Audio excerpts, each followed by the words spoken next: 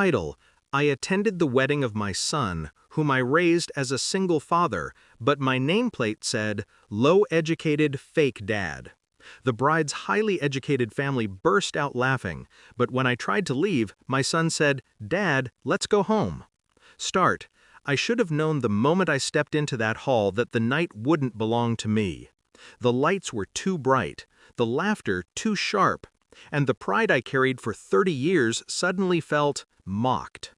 My son stood on stage, my boy, the one whose fever I stayed awake through, whose school fees I paid by driving a taxi until dawn, whose graduation I watched from the very back because I couldn't afford proper clothes. He looked handsome, nervous, and his bride's family looked at me the way people look at an unwanted guest. Then came the moment I approached my seat. A small gold plate waited for me. My name printed underneath a label, low-educated fake dad. I didn't react. Silence has always been my greatest weapon. But their laughter, God, it sliced through my chest. Even the bride snickered behind her perfectly painted lips. I turned to leave. That was my instinct. Pain makes you retreat. But his hand caught my wrist. Dad, let's go home. Not, wait, not, this is wrong, just escape. I walked out with him, but the damage had already been carved inside me. I raised him alone. His mother left when he was 6 months old, promising she'd come back when she found herself. She never did. So I became mother and father. Cooked with one hand, rocked him with the other. Worked through nights. Studied his textbooks so I could teach him things I never learned. He grew up thinking I was unstoppable. I let him. A parent's lies are often made of love. But somewhere along the way, university, corporate circles, his bride's polished world, he learned a new truth. I was uneducated, and in their eyes, unworthy. I saw the shift the day he asked me not to visit his office because parking is too difficult for you. I heard it when he said he'd introduce me as uncle at a party because people judge. And I felt it the night of his wedding, when my identity was rewritten as a joke. I learned the full betrayal the next morning. A friend of mine, once my passenger, later my ally, worked in the same company as my son and his new wife. He sent me screenshots, a private group chat. The bride called me the taxi man pretending to be a father. Her brother wrote, "Let's see how long before your husband distances himself from that relic." And my son, my own blood, added a laughing emoji. A laughing emoji. Pain is a quiet teacher. It told me two things instantly. They didn't respect me. They didn't know who I really was. Because while I never finished school, I built something they never bothered to ask about. A logistics company registered under my friend's name. 26 trucks. Government contracts. A silent empire built brick by brick while I let them believe I was just a cab driver.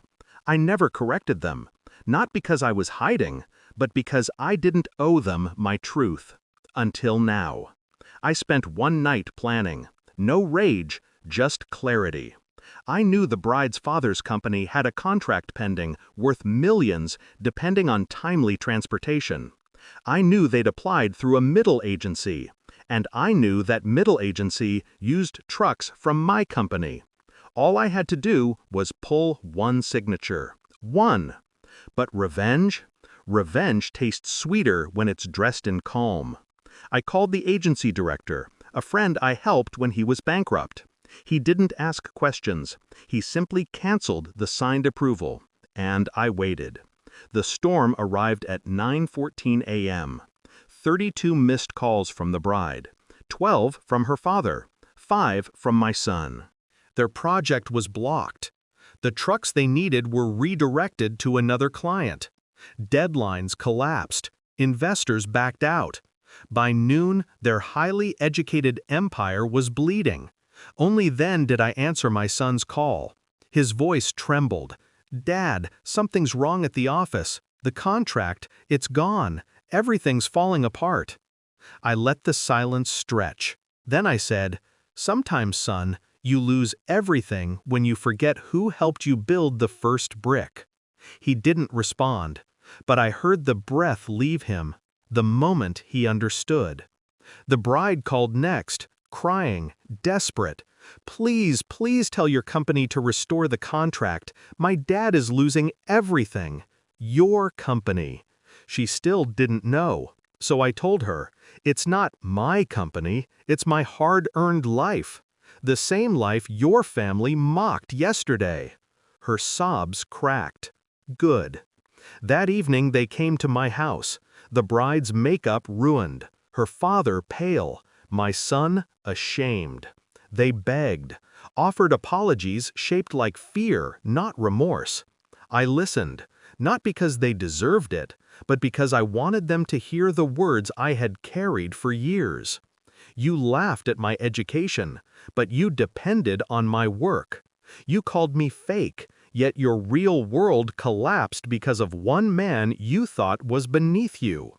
I turned to my son. You chose silence when they mocked me. Now you will live with the noise of this consequence. He sank to his knees. Dad, please. I walked past him and opened the door. Leave. And for the first time in 30 years, I didn't look back. The contract remained canceled. The bride's family faced investigation for mishandling deadlines. My son moved out of their home, alone. He still calls. Sometimes he cries. Sometimes he apologizes. But betrayal is a bridge. Once burned, you don't rebuild it. You walk away and enjoy the warmth. I am not a low-educated fake dad. I am the man they should never have underestimated.